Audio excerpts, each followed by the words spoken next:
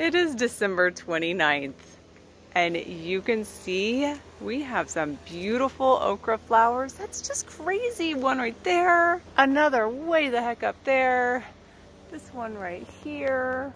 Did I get it? Not sure. This one over here. I mean, December 29th, you can clearly see that we are missing pretty much all the leaves, but wild. Even that one right there. Look over there. Craziness. Does okra overwinter?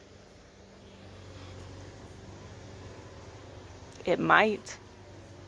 I don't know that I want to allocate any more of these. I think they really do need to go, but we did. Oh, need to cut a couple more off, but this is just nuts.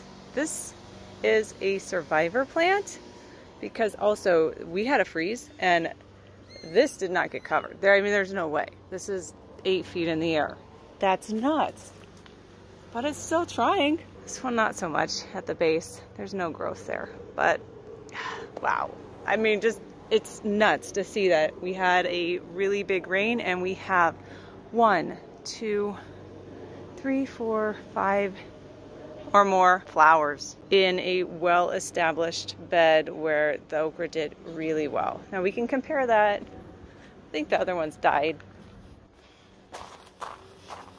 Nope, I was wrong.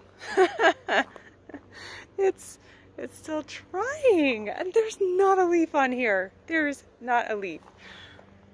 There is there. Huh. Well, whatever. What do I know? 3 flowers going here. Probably another one trying to go there. That's just nuts. It's absolutely nuts that we have flowers. December, January, it's not far away.